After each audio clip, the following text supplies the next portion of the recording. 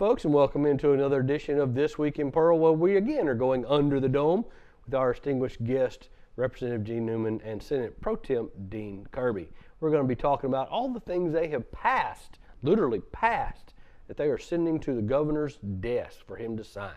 Lots of good stuff we're going to talk about today, so stay tuned. We'll be right back.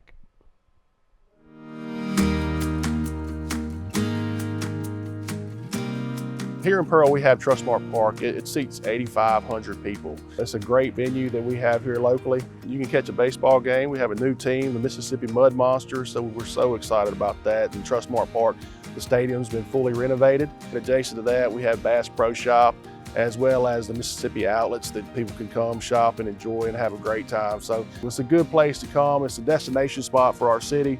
We did a $12 million renovation to our Parks and Rec several years ago, and what we were missing was another key area for our children to come and just be able to hang out and have fun, but also have some playground equipment that was really cutting edge. I've always thought if you can get your community together, then you can have a stronger sense of community. And I think that's what Main Street brings to the table for us. And even though we're a post-World War II city and our architectural doesn't signify a downtown, we're trying to have an area that we create that people can come together and have a sense of community.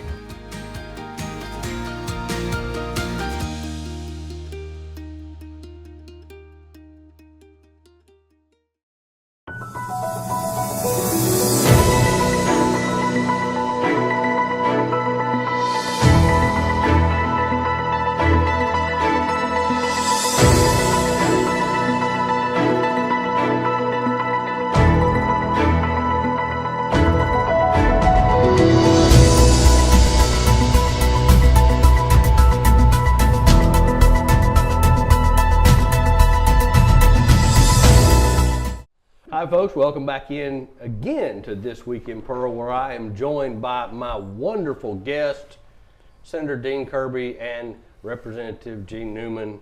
Good morning. Hello. Good morning. Good morning. Good morning. Good morning on a cold Monday morning that we filmed this. Snowing this morning. I know, right? Can you believe it? Yesterday I was sweating to death and 80 degrees yesterday. working in my yard. It will be snowing at 42 degrees this morning. That didn't make any sense to me. And that's why I'm all stopped up. I know, right? Just got me messed up. It's going to be like 27 tonight. Freeze coming in. Tomorrow it's going to be cool. Is this winter's last hurrah? And there will be an so. 80 again in the 80s. And it will be 80 again later in the week. Really? This is winter's last hurrah, right? I mean, Hey, we must be in Mississippi. we must be. I do laugh and joke and tell people all the time, if you don't like the weather, right now, wait about 5 minutes. Yeah. It'll be different. Yeah, true. Now, I didn't say you'll be where you would like it. I'm just saying it would be different. Yeah. All right, so you guys have been some busy beavers. Y'all have a lot going on. Y'all had a lot of little deadlines coming up. You got some more deadlines coming up, actually. But let's get into a couple of things just right off the bat, because the Senate took up House Bill 1395. Y'all did a strike on it. This is the one where you did the teacher pay raise. So the House last week did a strike on a Senate bill. Y'all did a strike on a House bill. Y'all have basically concurring bills, twin bills.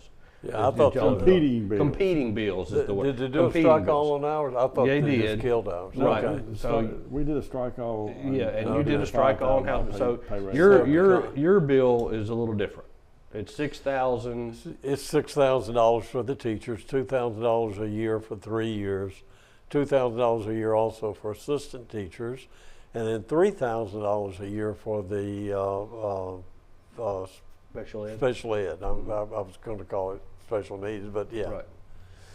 So Y'all also got some money in there for junior college. And we do have money in, and I can't remember exactly how much for them, but it, I better not say, because I can't remember right now. So it's basically Or junior college and IHL. it's a phase-in.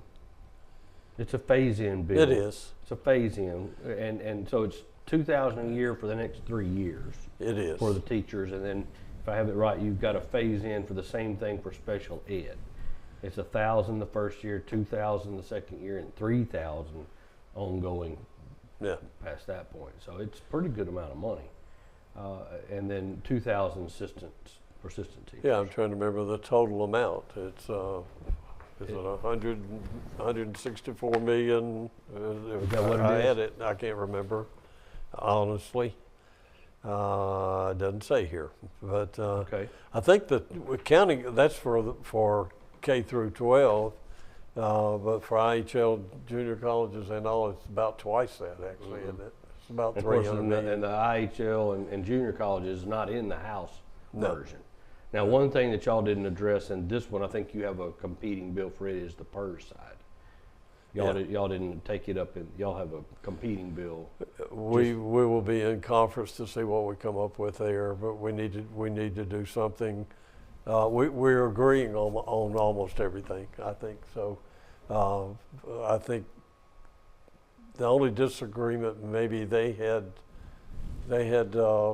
first responders at 25. I think we went from 35 down to 30 with a study to see if we could afford without bankrupting the system. You Go compromise to and put it at 25. 27 and a half Yeah.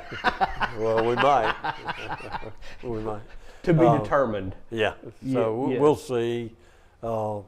We all want to support the first responders. Sure. No doubt about it. But we can't bankrupt the system doing it. So. And I hate to mention it, but there are other state employees besides first responders and teachers.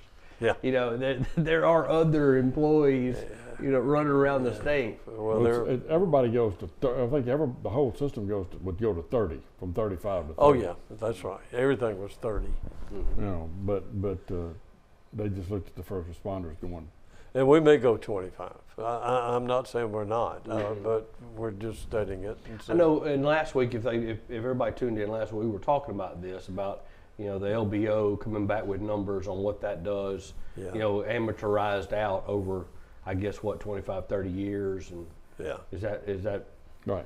that's basically what, so that really those numbers, whatever the LBO comes back with, is what inside the Well, conference. and part of committee. that's the PERS board got to Right. give us numbers. Yeah, PERS board, okay. of course, was the ones that went 35. That was their recommendation. That's what they wanted But initially. then they come back and said that, you know, they actually said that 30 to 25 was okay, but then they kind of backed up from the 25 a little bit. I don't know. Okay, Well, I'm not sure either. Right. We'll find out though. but it's coming up on. It on definitely that. isn't going to be 35 after this year. I hope it'll be 30 and 25 or just 30 this year.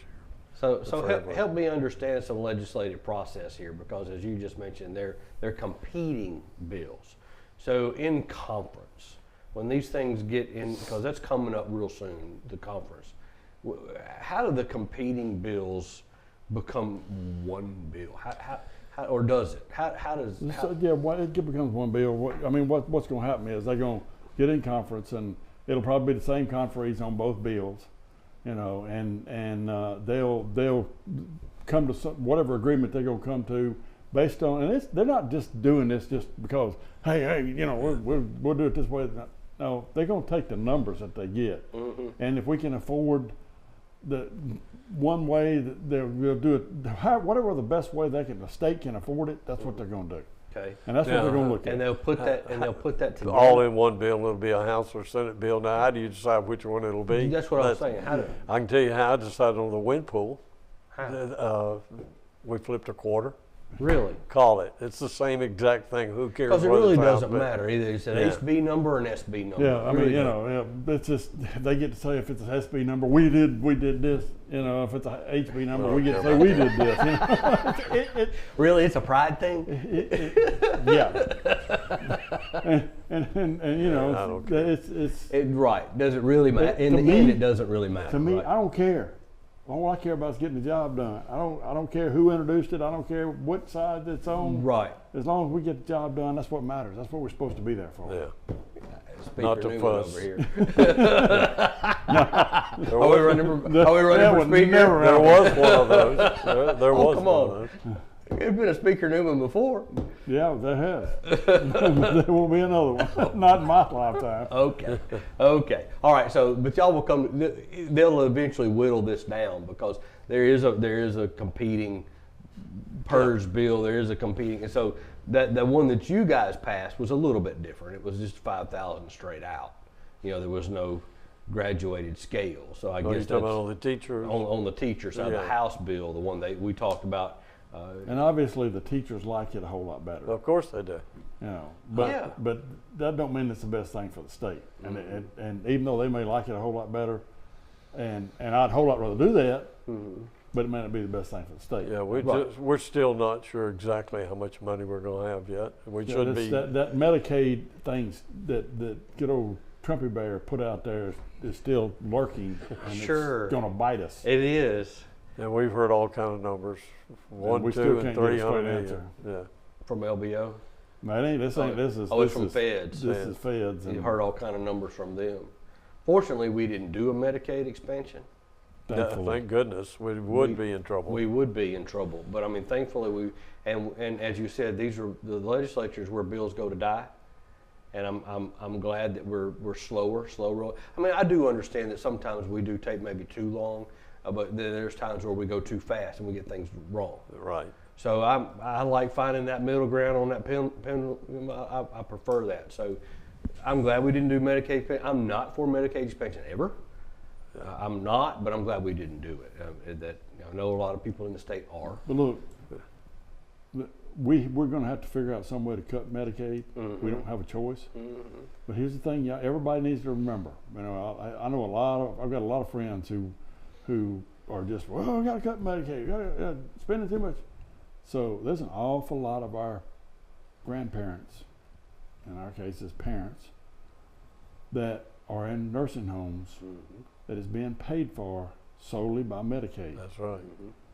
And so are we going to kick those people out of nursing homes? Right. Nursing homes are expensive, folks. Yes. It's just high dollar stuff, and you know, so I don't know. Well, I my don't know knee-jerk very many answer people. immediately is no. I don't know very many people that are able to afford nursing homes. Yeah, we're not going to kick people out of nursing homes. No. I tell you. But And I it's mean, a large number of Rankin and County. once they're on Medicaid, even though they're on, most of them are on Medicare for their medical.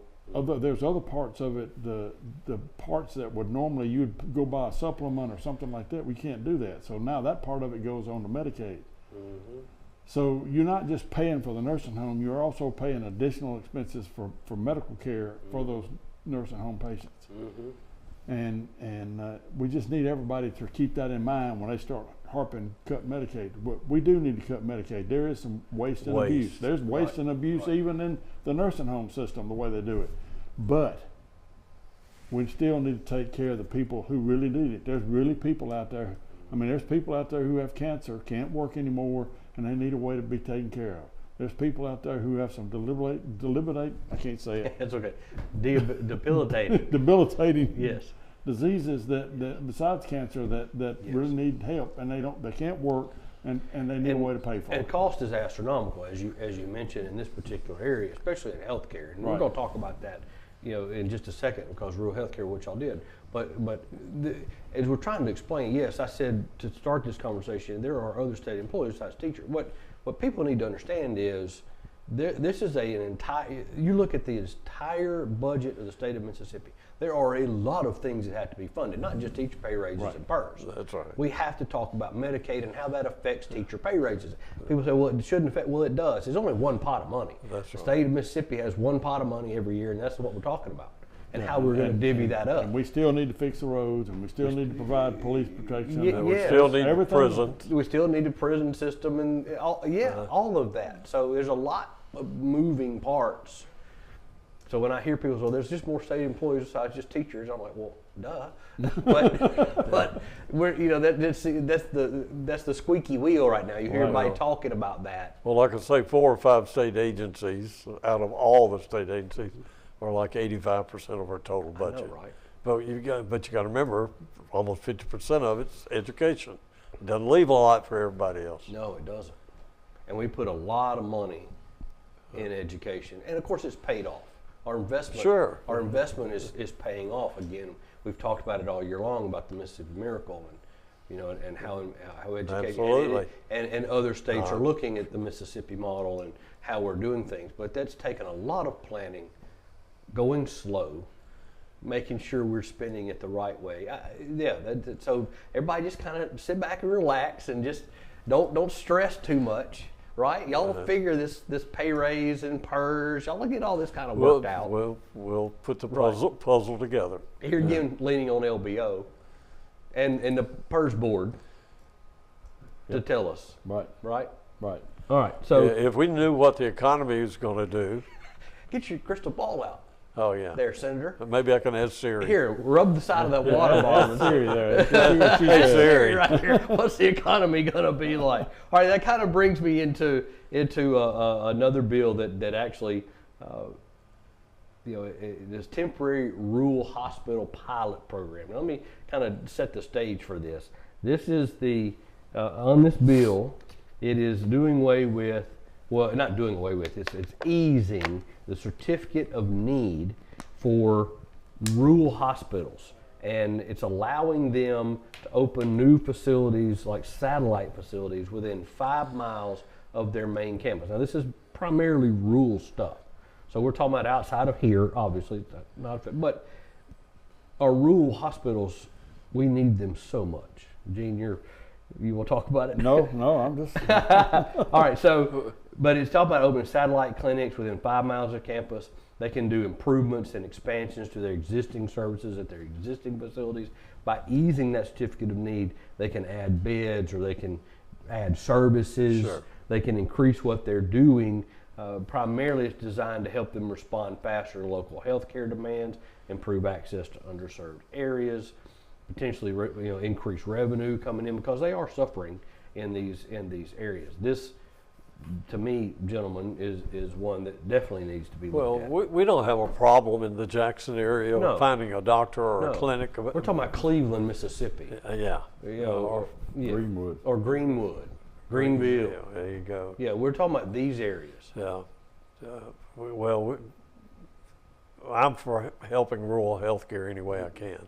Well, this is one that's coming through right now that I wanted to mention here because we've talked about and just in this conversation about Medicaid expansion. You're not expanding Medicaid, you're easing certificate of need. That's right. Now this sunsets, it's a pilot program. I get it, it sunsets in like a year and a half. But you'll come back and look at it and see how it did, because it's basically allowing the Department of Health to do a study and say, okay, well this changed X, Y, or Z.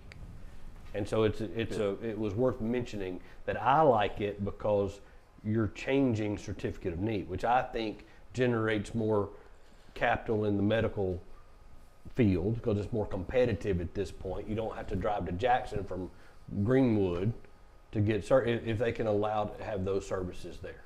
Right. Makes sense to me. Doesn't expand Medicare Right. The only Medicaid. problem, or Medicaid, yes. only problem I've had in the past with some of the rural hospitals, me personally, is some of them, I think, tried to do too much. They went out some of the rural hospitals and bought all the MRI machines and all the scanning machines they could get, and Got they a had lot of the debt. machines. Then they didn't have the doctors, so they had to go Right. out. Next thing you know, they're in trouble financially. There was a time where people all around the Jackson area, say within 100, 150 miles of Jackson, if they had a heart attack and needed a heart surgery, they come to Jackson. They didn't go to the little county hospital. And I think some of our hospitals tried to do too much too fast, in all honesty. And now And got themselves in trouble. Right. But I'm all for helping rural hospitals any way I can. They just need to watch their budgets a little closer, I think. Right. That does remind me of one, and I didn't mention it here. I didn't even pull it in my notes. But any movement on nurse practitioners and all that? Did that survive? I haven't seen it. I haven't seen anything. No. I don't think that survived. I don't did think it did. It's in it. Right. I think that kind of went away for this year. And to refresh people's memory, that was easing restrictions on nurse practitioners and having that doctor supervisor. I know we had a bill like in the rural areas to give them more authority, and I'm not saying we shouldn't do that. And your desk We mate don't have doctors. sitting right next to you, he probably hadn't said anything about it. So, I think that guy. I haven't heard any more about it, so it's probably dead. It's Good probably We probably can't not. never be dead until We're we go still find there. out. Well, I guess We're still there. As long as we're still there, it's still. It's still possible. resurrect itself. All right, let's talk about before we jump to the House. Let's come back to the Senate real quick, and let's talk about some stuff that you guys did this past week that you were gracious enough to share. One of the ones was House Bill 420. Now, these bills that we're fixing to talk about, we're going to just kind of do them in a fast moment. They were House bills Yeah, that we took. that y'all just voted on straight up or down and approved. There was no amendments, there was no changes, nothing. They came to the floor, they passed. So let's talk about the first one. Well, and some of them could have. We've had 3 or 4. I know that we've already concurred on. They've already been to conference and come back. Oh, okay. So So that could be these. yeah, So they they're hot- could have been changed. So y'all did a House Bill 420, y'all approved it, passed it, headed to the governor's office. 85 older on tax exemption for ad valorem. For veterans. For veterans, 85. 85 or older. Okay. Now, my only question was, and I had a couple guys laugh when I asked this. So you get an 87-year-old guy that marries a 27-year-old woman, and in this, she doesn't have to. If he dies, she doesn't have to pay ad valorem either, unless she remarries. Well, And then she loses it. That's a pretty good deal. that's a pretty good deal. But Yeah. I can't imagine an 85-year-old guy marrying a 27-year-old. Well, in my experience of watching but he that, could an marry a 85-year-old guy 50-year-old. marrying a 27-year-old woman, usually he's worth $70 million, some ridiculous number, probably doesn't care about He doesn't that. care about his ad valorem taxes. Yeah. But that's good. So it's 85-year-old It veteran, and you're just doing away with that valorem tax. Absolutely. Came out of the on the homes, so yes. All right. You have another one, House Bill, and this one you really talked about, House Bill 1637, and I do like this one. It's the fetal and infant mortality study. Yes. Tell us about it. Well, we found and see the numbers, and every year Mississippi leads the nation in infant mortality. Why? We have study committees now, but those study committees usually take kids when they're at least 3 years old or older and study and find out what diseases they have and that kind of stuff. But we really haven't had anyone that's studied as they should. And like I said, it's a House bill, I think, isn't it? It is. It's House Bill 1637. But I agree with it. We have a lot of children that are born, not, yeah. We lose them at birth or either within the first 3 months. And that's the purpose of this, to form a committee saying, what is going on? Is it something the hospitals are doing, something the doctors are doing? Is it the shots we're giving? Is it, is it, what is it? What's causing? Is it something the mothers are doing to? What was the problem? debate like in the House over this bill? Just general discussion about the issues that was causing, the babies that were being born entirely too early and was causing, I think, the biggest problem. But it's a lot of there's a lot that goes into this. That's really Right. It really is. So really, this is a study. You're basically issuing the Department of Health a grant, say, look, go study this, come back and report to us Yes. what's going on so that you can have future legislation.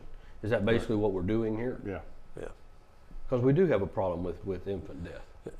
But why? Why do we have more than everyone else? There's got to be a reason. Is it the mothers aren't healthy? Mothers are on drugs? I mean, what's the problem? What is it? What's causing it? Let's find let's out. get real and serious. and let's tell find out. people this is why babies are dying. Okay. Hey, I'm all for that. I like that. All right. House Bill 525 creates a minimum sentence of 5 years for sexual battery. Child sexual battery. That's Yes. a mandatory sentence. It's a mandatory minimum. Mandatory minimum. Yeah. What was it? It was open. Yeah, I think it was just open to up whatever to 5 years. or- whatever the judge. Yeah. I think it's one of those up to like 20 years, but the minimum now is 5. Instead of just one with some probation or whatever, or just or probation. just probation, it's you're gonna serve 5 years. Yeah. Sending that to the governor's desk. All right, here's another one that I really like. House Bill 1404. I like this one, so let's get into it. It is a crime as soon as the governor signs, for any landlord not to pay their utility services. So utilities for like water. Gene, you wanna talk? So we had a lot of hearings in the House over the issues. It started just in Jackson, but we've learned that it's not just a problem in Jackson; it's a problem all over the state.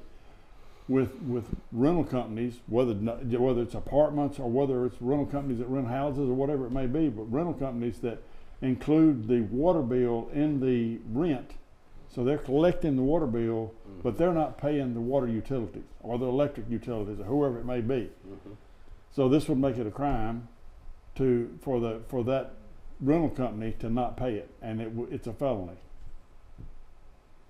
Good. With some serious implications if they don't pay it. I think, and we're not picking on Jackson. I'm not picking on Jackson, but I think you said there was a Well, apartment complex over there that their bill was like $6 million. It's ridiculous. It was just some. I know one was, I saw It's it not was one 700. complex, though. Right. No, it's a bunch of one complex- company that one owns company. them. Right. Owns a whole bunch of complexes. Right. So. I mean, that's just astronomical. And of course, what do you expect the city of Jackson's water to do? It'll fail when you can't put the money back into it to keep it up, maintained.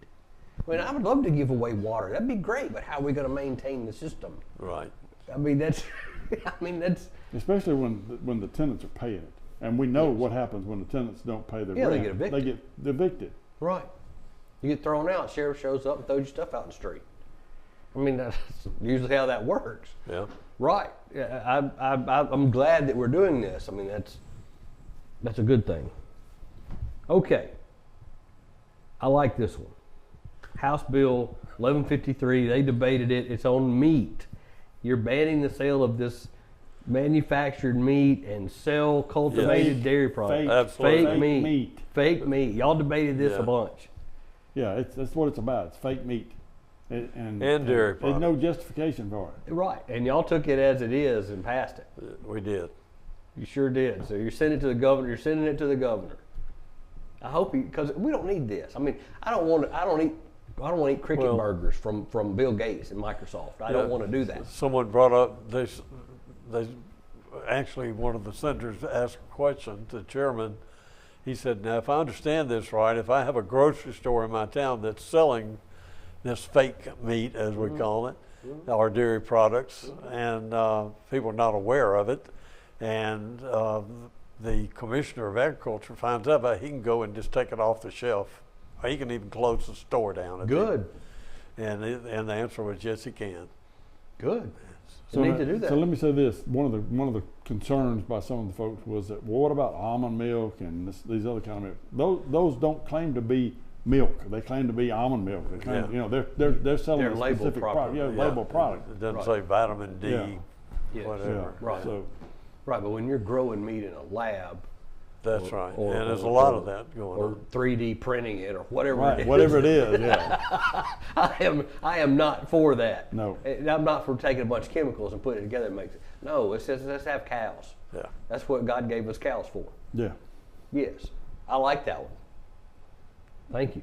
All right, one more out of the Senate that you sent to the governor. House Bill 314, Ibogaine drug study for the health department. Now, explain to us, either one of you two, what is Ibogaine doing? Ibogaine it's a plant-based material that from what I understand of it, it helps people get off of drugs to break an addiction. They've used it a good bit with veterans and stuff, and the mental issues that it's caused, all that stuff's caused, and it's very effective. So I don't really know exactly what it does, how it does it, but if it helps people and the test works out good, then we need to do it. They've done it in several other states. And it's a plant-based. It is a plant-based. Okay. So, y'all passed it Oh, yeah. this week. You sent it to the governor. Yeah. It's a study right now. it's a study, right? So they'll take Yeah. it and use it on different people and see how. Right, and which will give us future legislation, obviously. But if this Ibogaine helps get people off these serious drugs, I would assume this study is going to be done by the health department, Right. and they'll put it in like behavioral health places and treatment centers have like patients sign up for it and all that. I have no idea. Yeah, me neither. But it'll be a good study to see if this works. Is that right? Yep. Okay. Yeah, another bill that we had similar to that, we did pass a bill. I can't remember, it was I'm thinking it was a House bill as well that I didn't have on my list, but I know we did one for cancer biochemical. That's Jill's law. Yeah, Jill's law. Yeah, Governor signed because, it. Governor signed that. yeah, and the reason we pushed that so hard, you know, we had a senator whose wife, David Parker, I mean, they gave her no chance basically, and she went to Texas and had this, and boy, she's doing great. Which is wonderful. It's markers. It's testing Testing the for the markers, markers, right. to determine exactly what kind of treatment will work. Yeah, yeah. So we've done some good things for health. Yes, this year. And matter of fact, I was going to pivot over to you guys, and I'll drop down just a little bit on my list.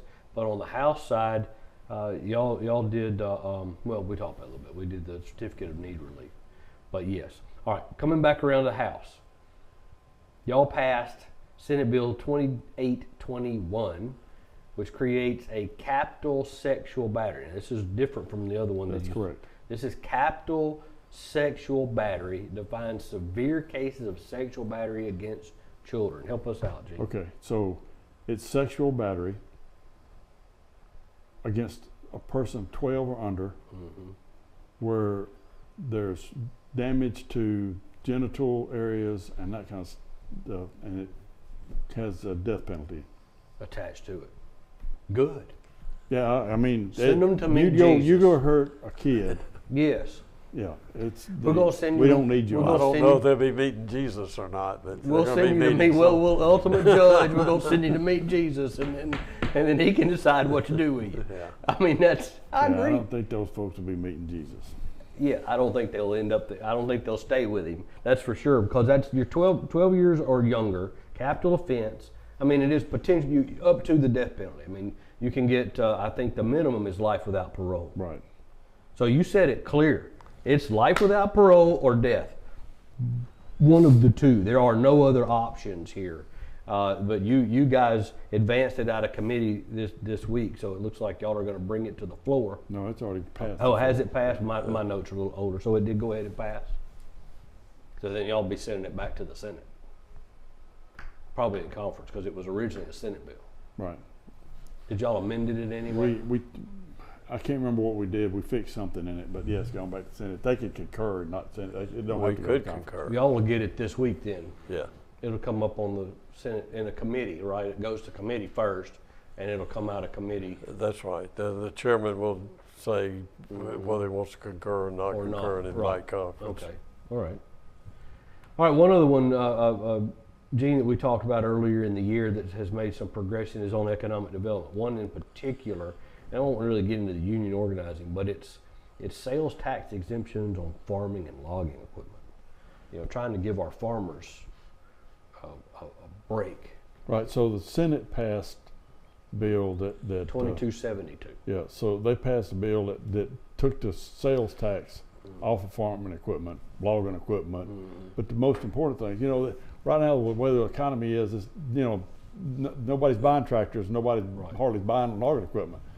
But these folks, the longer they keep that equipment, the more parts they buy, the more stuff that they buy to keep that equipment running. And that's where the savings is going to come in at for these farmers and these loggers and stuff. So that's what it's trying to do. In addition, the chairman added something in there about some grants. That's the changes that I think we made, was doing something with some kind of grant program or something. You did. You incentive and grants on restrictions on union organizing. Yeah, I'm not sure about what that was. That was I thought we had a separate or bill. other business friendly provisions. It's in the bill, but specifically it was about farming and logging equipment. In Senate Bill 2272. Now I don't know what amendments y'all might have added. Yeah, I'm not sure about that. But I do know one of the things y'all did was put restrictions on. You know, you gave grants and restrictions to businesses to try to help with that union vote. You know, And one of the issues that we had, I know that I didn't think it was in that bill, but I think I didn't either, but maybe it and another bill we dealt with is when companies are trying to employees are trying to unionize, the unions want them to have open voting, so that you know, instead of going into the voting booth and marking your ballot, they want to have it where you raise your hands or something. Well, I mean, to me, that's the most wrong thing you can do. You can have some goon come up and stand behind you. And You better raise your hand. You planning on voting no, and you try to raise your hand, they put your hand down, you know, and that kind of stuff. It'd be like, you know, you're going to elect a mayor, and you have police officers coming in there and standing behind you in the voting booth. That's wrong. You don't do that. And that's the same thing the unions want with the open voting. No, it needs to be a private election. Yep. That's what it's supposed to be. Secret election. Right. You vote the way you want to vote, and not have to worry about what somebody's doing behind you. And we're trying to curb this as more industry comes to the state. Right. We want to make sure we're ahead of this, That's right. so that when these issues do arise, there's already laws in place that Right. the unions have to abide by them. Right. So if the company's going to take money from the state of Mississippi, then what that's saying is if they're going to take money from the state of Mississippi, then in these grant programs and stuff, then they have to if they have a union election, it has to be done secretly. Got it. And a grant or sales tax abatement or whatever it may be. land tax abatement, something that's taking money from the state. Right. So got it. All right, one more from you guys was on child support seizing gambling jackpots. That's correct. You're trying to catch up individuals who are delinquent on child. So you go over to Vicksburg, you go to the boat, and you win, I don't know, $2,000, $3,000, $4,000. Got to be $2,000. If Yep. it's more than $2,000 and Right. you owe back child support, then the Department of Child Services and the casinos are going to work together, so that when you go to collect your money over $2,000, then they're going to take out your child support. And either give you the If remaining you got, or not. If you got money, you'll get your $2,000, but the rest of it's going to go to child support. But you know, if you got money to go gamble with, Yeah. you need to be paid child support. That's ridiculous. I know, right? That's a low life sucker right there. Yeah. Tell me how you really feel. That's the way I feel about it. If you're It gonna have is. kids, take care of them. Take That's care. that Right, simple. right. I love telling stories about my own family. I told my boys, let me tell you something, sons, because between my wife and I, we had 4, and I laid it out real simple. If you get her pregnant, you will quit school, you will go to work full time, and you will support that child, or I'll kill you. It's about that simple. You're going to go tell her daddy, number one, that you're responsible for that situation, and you're going to handle it. You know how many out of wedlock children we had? We need more parents. I think they believed you. They did. They believed me, all right. But I agree. If you have a child, you need to pay for that child. That's right. This mess of having 2 or 3 mamas and not paying for your children and making them wards of the state is just absolutely ridiculous. And it kind of goes back to what we were talking about earlier. I mean, in the whole scheme of things, the state's having to pay for that too. And if we could do away with some of this, then that money we save from fraud and from abandoning your children and things of that nature, we could put that in other places. Yeah. It just makes a lot of sense. Too much sense. All right, let's talk about what's coming up. Where are we on appropriations? Where are we at? Senator? How's our budget look? In conference, both sides have passed appropriation bills. Now they just need to get together and decide. We divide those up. There's so many, and the House has passed theirs, and we passed ours. And we passed the Senate's bill the other day, and they passed ours. And now they're going to go the ones that was acceptable for both of us. We passed them, and there were some. They're probably gone on to the governor. Right. Now they've already The probably smaller some of the ones small agencies have already kind of all and special gone. funds Right. agencies. We've and already then, done and those. then so the ones that we don't agree on, then we'll be inviting conference and we'll be working on them. Yeah. Which are going to be those big 4, probably. It's going to be a bunch of them, but it's But we're looking good for the budget this year, Yeah. right? Oh yeah. Definitely not going to have that we had last year. I hope not. Doesn't seem that way. The temperature doesn't seem that way. That's right.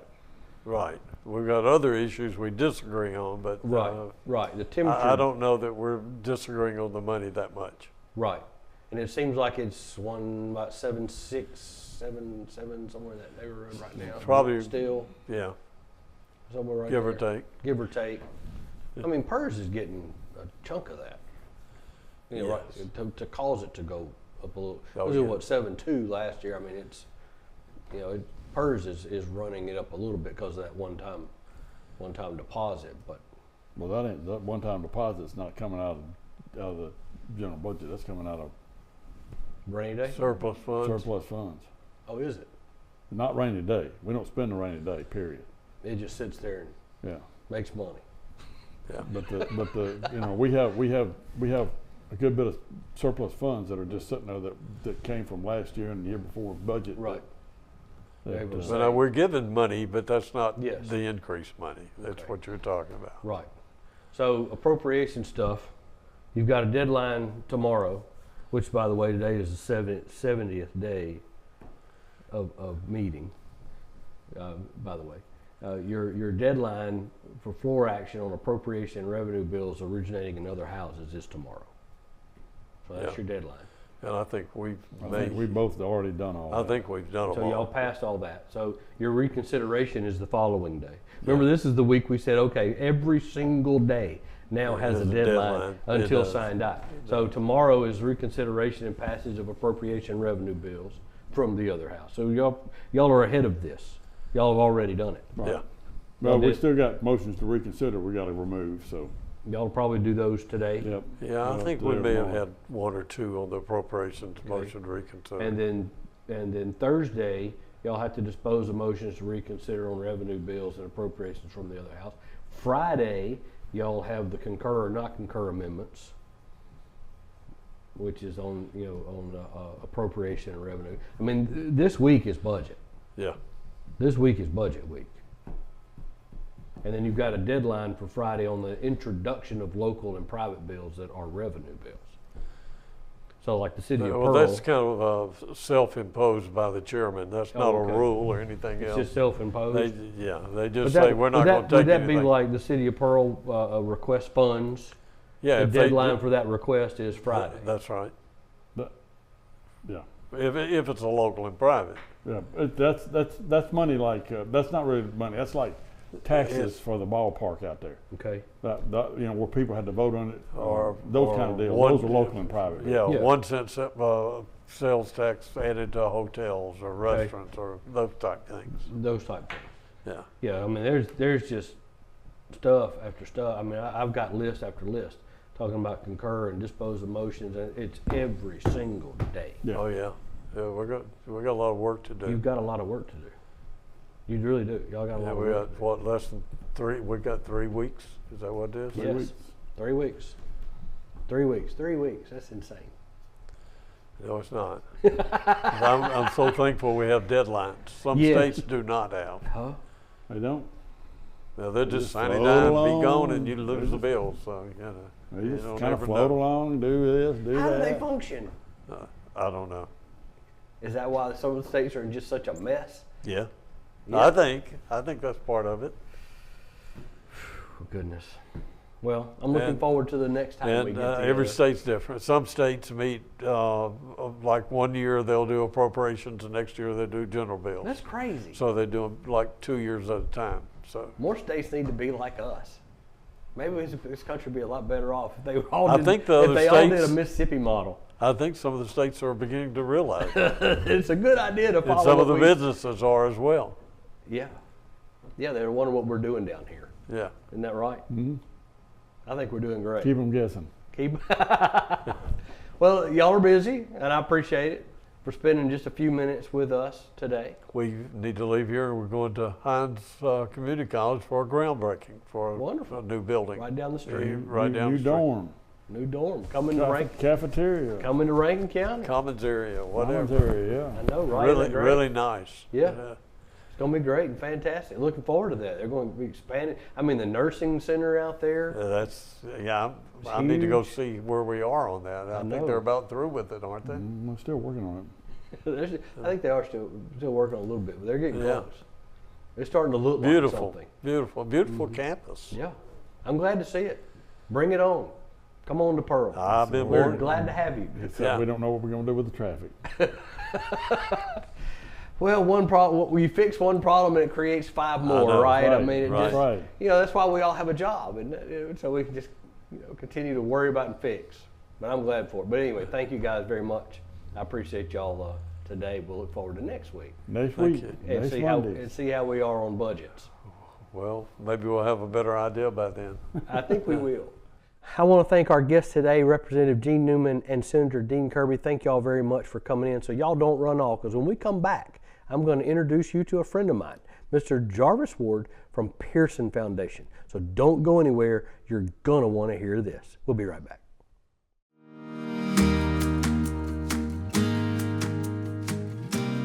Here in Pearl, we have Trustmark Park. It seats 8,500 people. It's a great venue that we have here locally. You can catch a baseball game. We have a new team, the Mississippi Mud Monsters, so we're so excited about that. And Trustmark Park, the stadium's been fully renovated. Adjacent to that, we have Bass Pro Shop, as well as the Mississippi outlets that people can come shop and enjoy and have a great time. So it's a good place to come. It's a destination spot for our city.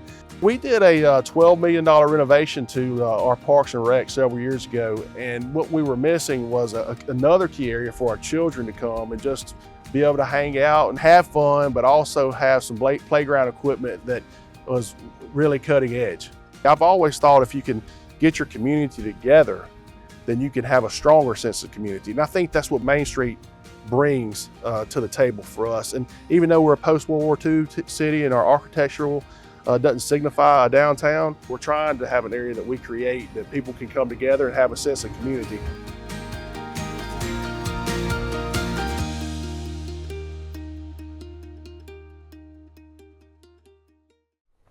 Hi, folks. Welcome back into another edition of This Week in Pearl. Again, I'm your host, Frank Hutton, and now we are actually going to go straight to one of our favorite foundations that is right here in the city of Pearl. I am joined today by a wonderful individual by the name of Mr. Jarvis Ward. Jarvis, welcome. Frank, it's a huge delight to be sitting here with you, especially since I used to sit in a sanctuary in Jackson with you some years ago. Some years ago, right? Some years ago. But we're glad to have you on. We want to talk about Pearson Foundation, but before we get there, tell me a little bit about you and Mama and them and all that. Introduce yourself to our audience. Fantastic. Who is Jarvis Ward? Yes, Jarvis Ward is a servant of Jesus Christ. God has set me apart for the gospel to go and make disciples. I experienced what the Bible calls the new birth in 1983. Wow, sounds like a gazillion years ago. Tell it on yourself. Yeah, whatever it is. Okay, I was an imp, no. But through college, through campus ministry, and came to know the Lord, and then got married to my wife, Brendolyn. This year we're 42 years. Wow, congratulations. And we, out of that union, 5 children. Amazing. 4 daughters, 1 son, and they mostly grew up here in Mississippi. We were originally from Memphis. I moved here in 1990, actually to be the camp director at Camp Pioneer. And so in the Lord, a number of transitions, and we'll talk about that maybe as we go into the journey. But God has blessed our marriage. God has blessed our family beyond anything we deserve. We have 6 granddaughters and 1 grandson. Wow. And everybody's spread out. Son in Denver, daughter in Harlem, daughter or son-in-law in D.C., 2 daughters in Dallas. So wow. Everybody's you are all spread over. out. Oh, everybody's I mean, spread out. You're That includes my grandbabies are also wow. spread out. So, Goodness. Well, all right. So help me get. How did we get to Pearson Foundation? Help me out here. I was with the U.S. Luzon Committee, which is DBA, doing business as the Mission America Coalition. The U.S. Luzon came out of the International Luzon, which was started in 1973, Dr. Billy Graham, Dr. Bill Bright, on world evangelization. And each country then set up their own Luzon Committee, the U.S. Luzon Mission America. So I was first executive director of Mission Mississippi, and doing some of the racial reconciliation work around the central Mississippi area. And one of the men who kind of bumped into that over in Florida and in Minnesota kind of reached out and said, we're trying to expand our national team and would love for you to come and be a part as a national facilitator of city community ministry. And that's basically forming city partnerships. And that was, I was there for 16 years after Mission, Mississippi. And I just began to have a desire because I went from being what we call a practitioner, you're practicing this stuff, and became more of a theorist. I was coaching pastors, we're bringing leaders into cities together. And I was running across a lot of great ideas. God was doing some fantastic, still is, fantastic stuff in cities and communities all across the country. And I said, man, if I ever want to go back to Mississippi, I was already living here, but go back and do ministry, I'd like to take that idea. Oh, wow, that idea, I would love to kind of take that idea. And it was sitting across from the founding board chairman of the Pearson Foundation. We're there to talk about Pearson Foundation. We just we were buddies. Right. And he basically said, Jarvis, help us. You know folk around. Help us find somebody who can come and basically take over and restart Pearson. I was actually praying about wanting to come back and be more local. Okay. And it was like, ding, ding, ding, ding, ding, ding, it went off. Is that the opening to come back here? And the big test was that I'm on a national staff now. And Pearson was, it was about bone dry. Sure. And so it's like, if you believe God is calling you, take a leap of faith. And so honestly, it was a huge jump. I wouldn't even mention what was, honestly, it was really bone dry. Sure. And it was a step of faith, but I was believing God was calling me. So much of my journey, even when I came to Mississippi, brought my family, at that time we had 4 children, back in 1990, it was a step of faith to come over. There was no guarantees with the role at that time with Camp Pioneer, late Dr. Bingham, and it was a step of faith. Sure. And God honors faith in Him. Yes.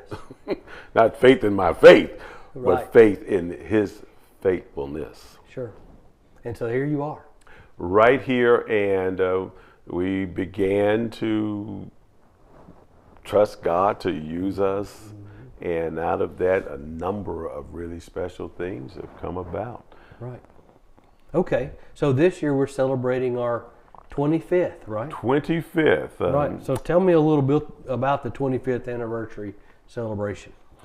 Well, if you've been doing something for 25 years, if you've been involved in over the years, abstinence programs, drug addiction recovery programs, fatherhood initiatives, parenting classes, parent night out, summer reading program. If you've been involved in those things, some things have happened in the community.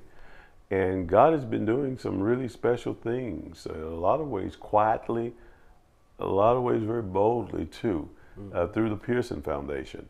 And so when Joe Pridgeon, Elder Joe Pridgeon, and the founding board members, when they began this in January of 2001, they wanted to, the Pearson is an acronym, that is a name from the community that it's located in, but it's bigger than the community, and we reach beyond, as you know, the community. But the people employing available resources to strengthen our neighborhoods.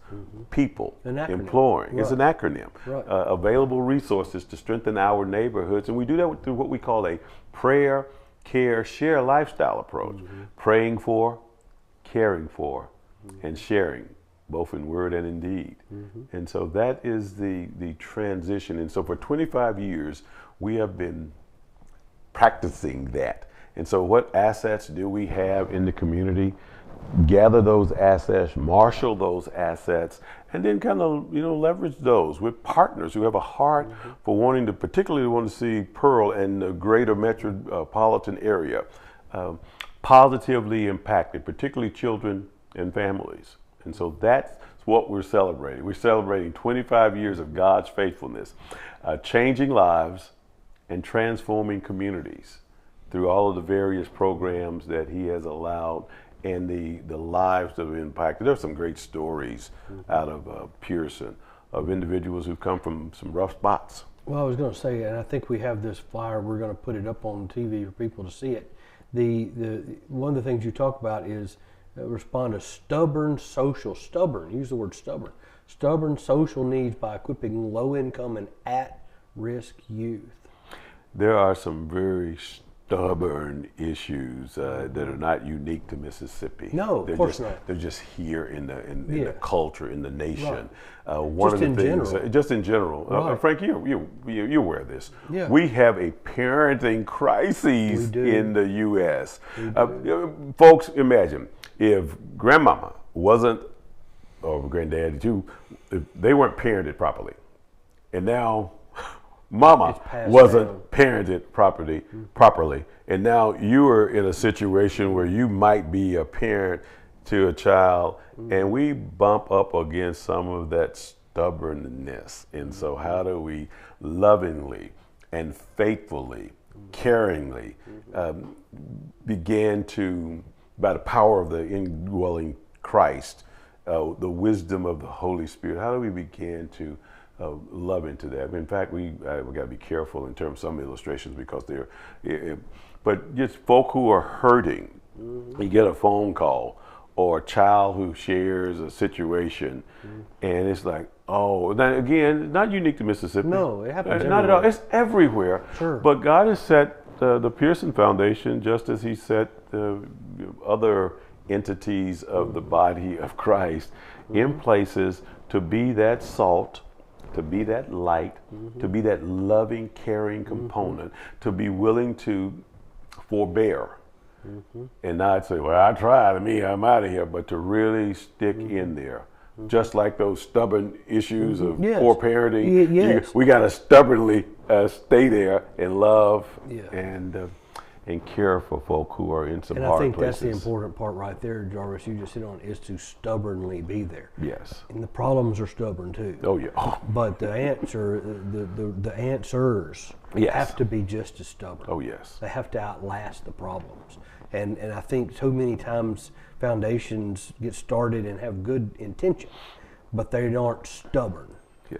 They aren't willing to fight it out in the trenches. And that's basically where you find yourself. That's where you're doing your most work, is literally in down to the low income, the impoverished, the child that may not have the hand up that they need because of whatever reason. It happens everywhere. But you're filling some gaps. Filling that gap, but not exclusively. Right. Because one of the things that we know is that the hurting is not just in that area. No. And so, which is what I think has really made Pearson so unique. Yeah, we started out with that as being our primary focus, but not our exclusive focus. So now with our programs, it's open to anybody. and I wanted to make that for our audience that's watching. And there's more to it, because this is not a black and white issue. Oh, this no. isn't a black, a brown, a yellow, white. This is not a color issue. This is across the board with all people of faith, with all colors, ethnicities, wherever you come from. Everyone has these problems. Oh, certainly. Everyone. And I think it's very important. I'm glad you make that point, because when you were talking about low income, the image may be immediately we're going to jump to this conclusion that it's specifically in our black population. No, it's not. That is such a misunderstanding of the world. I love this word. I use it a lot, called obtuse. You're being obtuse. If you don't know what it is, go look it up. Obtuse. You don't understand what's going on around you. There are so many families, single moms, single dads, or children that don't have a mom, that for whatever reason cause those issues, white, black, Hispanic, doesn't matter. You're trying to stand in the gap for all of those people. Is that right? And why? And why? Let me Well, tell you God why. Let me commanded let me tell you why. Everything that we do, and this is absolutely central. Everything that we do, there are good things. You know, helping with the in-school mentoring, the after-school tutoring, the Summer Learning Enrichment Institute Day Camp, the Youth Servant Leadership Program, the Post-Detention Youth Mentoring, Wow. the Spring Break Youth Retreat, the special event programming, the Back-to-School Bash. Everything that we do, good things, just like when the Lord would heal the blind, feed the hungry, heal the cripple. Those are good things. They weren't his end. They were means to an end. Yes, do the good things, but that is not the end. The end is Christ. We do those things because we want to see young people, poor, rich, wise. Doesn't matter. It doesn't From all matter. walks of We life. want to see young and old come to know the wonder of a relationship with Jesus Christ. Nothing compares with that. And so that's why I do what I do. That is the only reason why. Yes, I do the good things. We should. That's what we are here as Christians, salt and light. We better be doing it. Sure. But it's not the end. It's by faith we believe that God is going to use that. And so we match with our good works, Sure. the good word. And the Holy Spirit takes that good word And and I changes lives. want to drive that part home because with you mentioned Pearson being an acronym, but you know it's also the name of a community. Yes. You're touching more than just Pearson. Just so people understand. Oh, yes, Just so exactly. people understand. You're not just relegated down there to South Pearson Road, you know, and Old Whitfield area. That's not, you know, that may be where you actually are physically at, but it doesn't mean that's all you impact. You're Which is what I impacting- said earlier. Correct. That's our location. That's your location. That's where our office is This located. is City Hall. Yeah. This is our location. Doesn't mean I'm just impacting here. The folk that we got coming in for our summer program, although primarily the Pearl area, because we have some Pearl resources that have invested in the summer program. Sure. But it's open. We get folk all over, baby, these 3 county areas. But we need this. Yes. I think the last statistic I heard was over 70% of Pearl school kids were on some type of meal assistance. They are. Yes. That breaks my heart. To know that 70%? Here's what? How many kids in our school district? 2,000? 2,500, something like that? It's a good number. I think that's, I mean, it's like 1,100 at the high school. Yes. There's that many in all the other schools. It's something like that. So you're going to tell me 70% of those kids are on some type of assistance program? I won't call you into a math problem, but Please. that's a good number of folk. It is. Yes. That's a good number. That breaks my heart to know that. But here again, your foundation is providing in this area. God has strategically placed us in this community. And what we have here, Frank, and I think it's great for folk to hear as we celebrate these 25 years, they go, what has God been doing through the Pearson Foundation over these 25 years? He set a best practice model in school mentoring. For a very long time, our in-school mentoring, in fact, we helped get some in-school mentoring started over in Jackson. Nice. This Summer Learning Enrichment Institute Day Camp is a state of Mississippi best practice model coming out of Pearl. Because of the great partnership with the city government, great partnership with the Pearl School District, and doing the kind of the out-of-the-box kind of things. Not the, well, we never did that before, to let's try that. That is a great possibility, and we're seeing the great possibilities. So you mentioned earlier before we started filming about our leadership in the school Oh, and how you're working with. well, leadership is so key. I work with leaders all over the country, actually around the world, especially those almost 17 years with the Mission America Coalition and some of the out of the country. But I'm talking about some of course, a good number of them were top evangelical leadership. We work with denominational leaders, church leaders, authors, personalities. Sure. Leadership is key. When God is ready to do something, He calls a leader. Look at Scripture, just go there. And generally, when you are trying to run an organization, you call a leader. Leadership is key. Governmental leadership is key. One of the powers of government, I often remind leaders when I go into cities, I say to leaders, one thing you may have laws and so forth, but you have the ability to convene.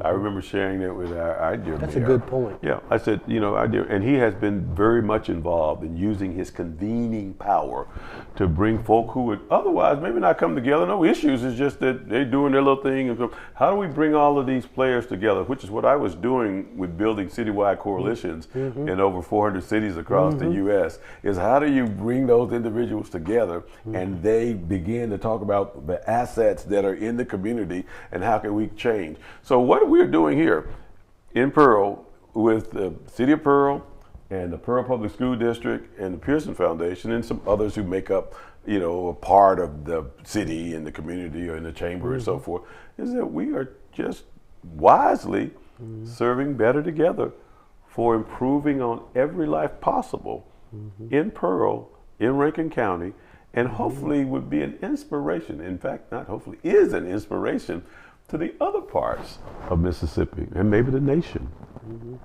So we're in a good place because God is doing a good thing, and I just rejoice in it. And I think folk in Pearl particularly ought to really be join us in rejoicing. Yes. It's nothing about us. Let me make sure I say this. Right. He placed us in a particular place. He placed a leader in a particular place. He placed a leader in this particular place. It's all of God. God is placing folk here, and we are benefiting from the goodness and the mercy of God and the giving grace that we might walk before Him in humility, in purity, in faith, and in love. And so as leaders, that's what you need. If you're going to be at a table, you got to make sure you're coming in with some qualities that won't grieve the Holy Spirit, that'll allow the Lord to really kind of bless and work in your lives. And we got that here. We got some, for the first time in my time here, and there's no reflection on anything other than when God is ready to move, He moves, that we are just seeing in the last 8 years some really meaningful breakthroughs. We are in a good place because of the goodness of God.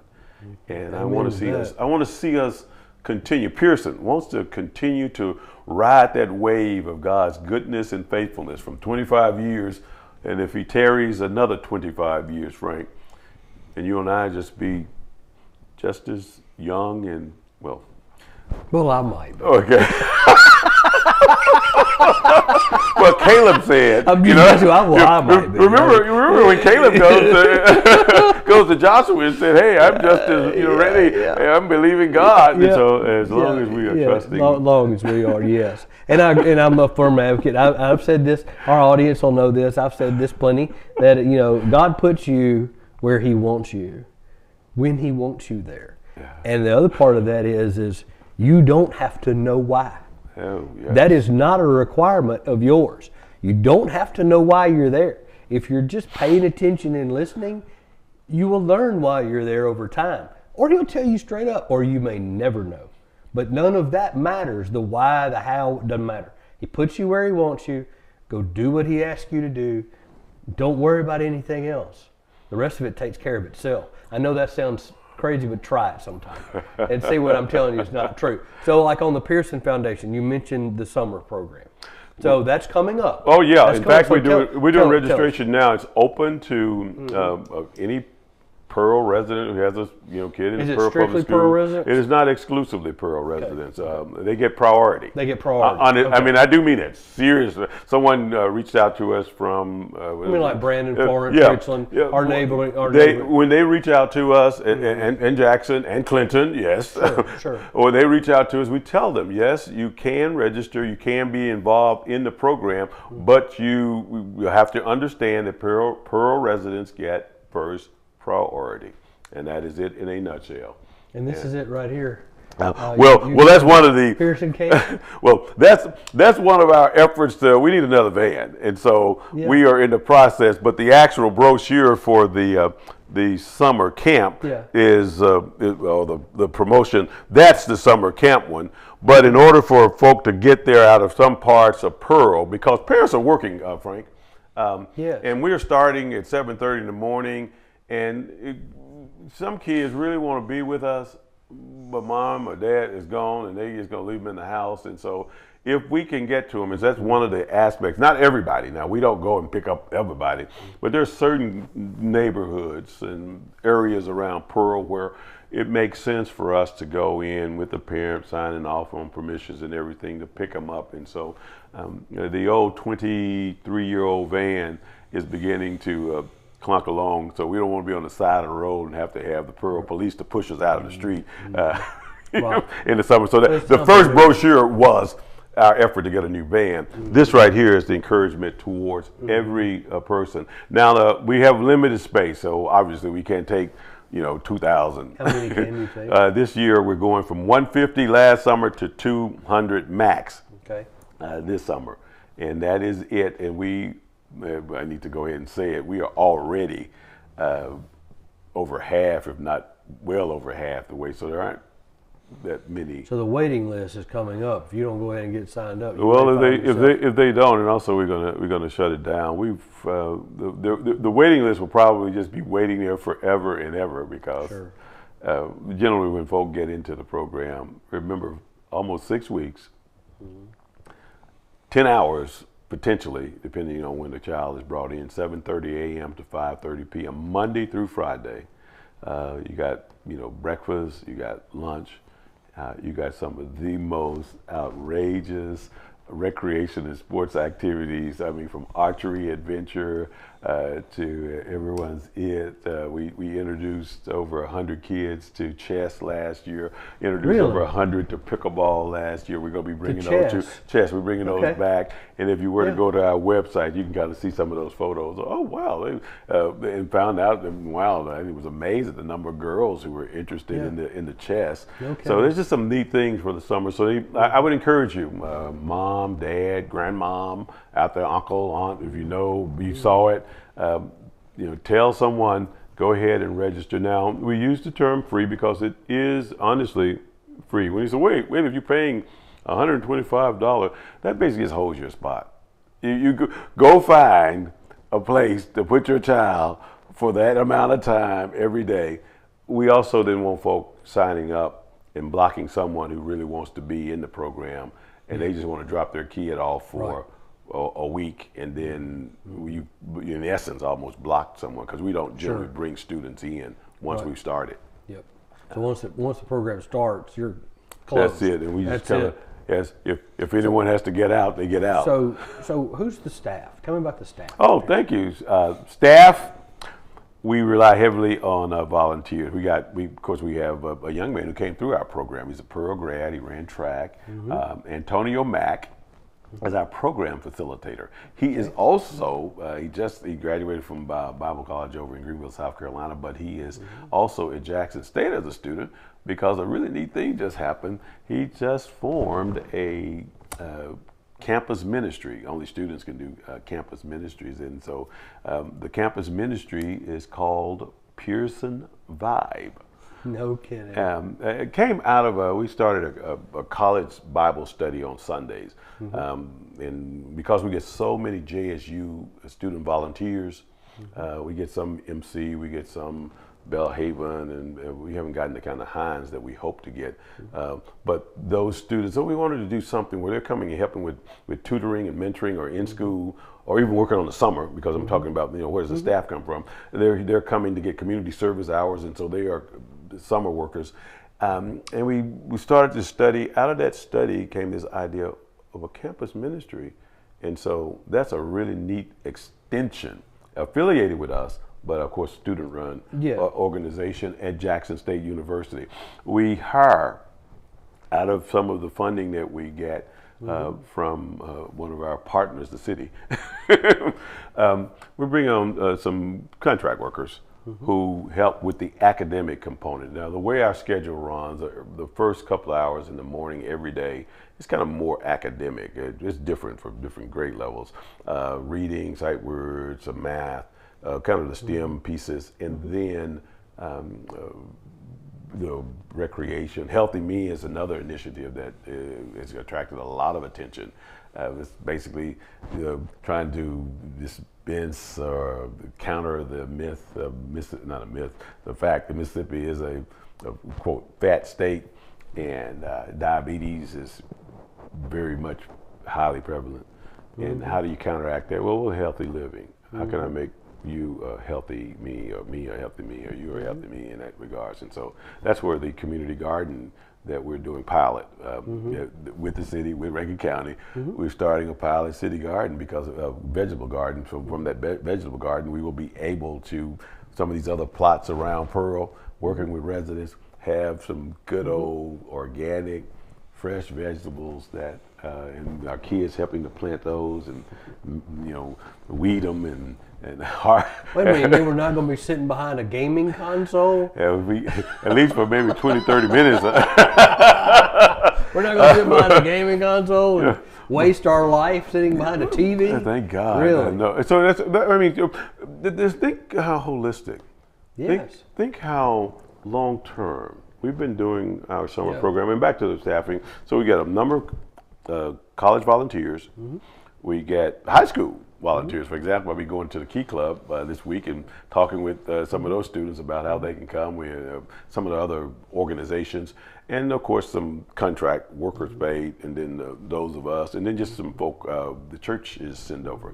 We have a great relationship with, for example, with Fuge, called MFuge in Mississippi. It's part of Southern Baptist, and we have groups that come in for 3 weeks, half a days, 3 days a week. Been very helpful in kind of getting out there, arts and crafts, almost like they come in and join our program. They're not coming with their program. Sure. Support our program around kind of a VBS kind of a theme. Some fun games, activities, Bible lessons, just a good experience. And it takes the staff load.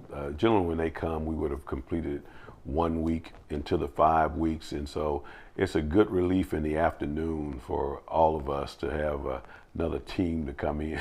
Oh, sure. And so wait a minute. And by giving you those details, it's kind of give a person a good feel of, oh, that's how this thing works. We are not out there chasing every dollar. When I started this thing, I just said to the board, I said, we're going to trust the Lord to provide. And we're going to trust him to provide through first his people who are sitting on pews, his people who are sitting in cubicles, on couches, his people. Others, yes, he's brought others, but his people, and we have seen that. People, remember Pearson, our acronym is people, God's people, those who know, love, and worship God. Not exclusively though, but people employing available resources to strengthen our neighborhood through a prayer, care, share lifestyle approach. And it's changing Pearl. It has changed Pearl. It has. Because of God working through it. You know, I've told our mayor plenty of times, he's now the second mayor I've worked for, but I have told him plenty of times that, you know, God has his hand on this city. It's evident when you look around and you see all the people that are involved in the community and what's going on. And I guarantee you, people sitting out there that are watching this, you just learned something today. You probably had no idea what all the Pearson Foundation actually does and what's available to you and to help you. I mean, to get in touch with Pearson, how do we do it? Pearson, hey, isn't that an interesting name? Pearson 39208, and if you're in Pearl, you know what that means. That means that's the zip code that covers Pearl, and so our website is pearson39208.org. That's Pearson, P with a Peter, P with a P, EARSON 39208.org. And honestly, go to the website. You can register for the summer program on the website. There's a place to give. There's a place to volunteer on the website. And and then you have a brochure And then you can just scan that. I wonder if you can go up to the screen with your phone right now. I wonder would that work. It Hey, will. hey folks, let's see if that works. Would you will. walk up to the phone? It and will. and It go ahead. will. It Walk will up there work. with your phone and see if you can just go ahead. It will work. We'll put it full screen for everyone, but it will work. Okay. You know, so that you can, people that way that people can see how to get in touch with you multiple ways. And I will mention on that brochure, you'll see, for example, one section where there's some students at the high school standing up with certificates. One of the things Pearson has been able to do over the years is that anybody that's been in our program in a meaningful way as a tutee being tutored, a mentee being mentored, or even, get this, even as a student, Pearl student, 9th, 10th, 11th, 12th grade, volunteering meaningful times, when they're ready to graduate on their class day, we provide them a cash scholarship, basically. What have you done? What is it for? It's for us to want to blow wind in your sails. We want to appreciate you and celebrate you. And we call that our Founders and Honoree Scholarship. And so our fall event, we're celebrating a big gala. We normally have what we call Honoring Our Heroes reception and raffle in September. This year we're celebrating our 25th anniversary, and so same thing. Some neat people that we're going to be honoring. Got to save that for the next show, okay? As we get closer in the fall. And I mean, really, some neat people who will be, and we already honored some fantastic folk over the years. But that's coming up. Honoring Our Heroes reception and raffle, celebrating our 25th anniversary. That also funds the scholarship and funds some of the programming that we provide. No student who gets involved in our in-school mentoring has ever paid. No student who's in our after-school tutoring and mentoring has ever paid. No student has been, yes. And so, God, we wanted to make it accessible. And there are parents who realize, oh, this costs something.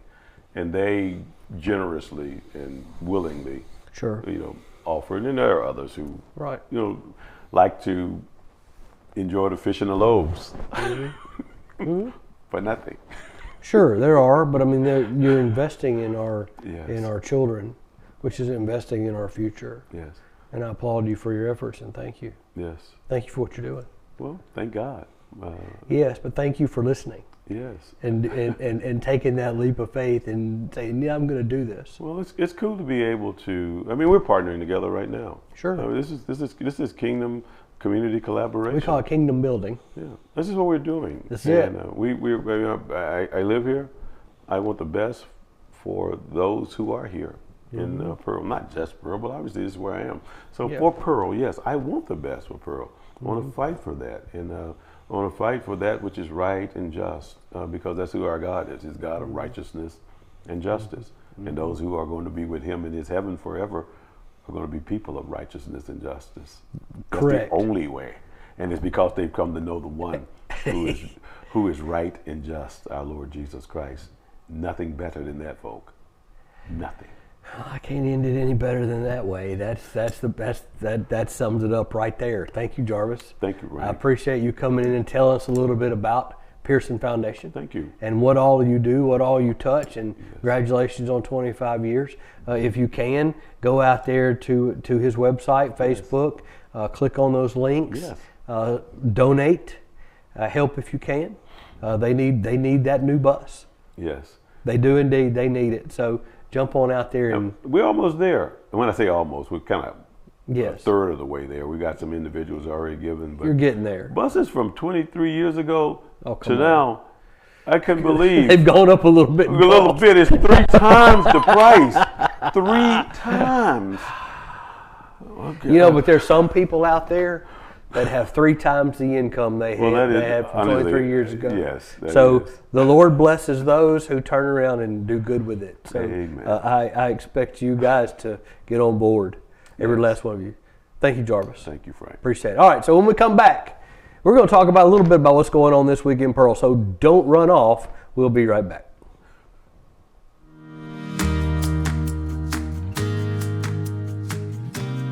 Here in Pearl, we have Trustmark Park. It seats 8,500 people. It's a great venue that we have here locally. You can catch a baseball game. We have a new team, the Mississippi Mud Monsters, so we're so excited about that. And Trustmark Park The stadium's been fully renovated. Adjacent to that, we have Bass Pro Shop, as well as the Mississippi outlets that people can come shop and enjoy and have a great time. So it's a good place to come. It's a destination spot for our city. We did a $12 million renovation to our Parks and Rec several years ago, and what we were missing was another key area for our children to come and just be able to hang out and have fun, but also have some playground equipment that was really cutting edge. I've always thought if you can get your community together, then you can have a stronger sense of community. And I think that's what Main Street brings to the table for us. And even though we're a post-World War II city and our architectural doesn't signify a downtown, we're trying to have an area that we create that people can come together and have a sense of community.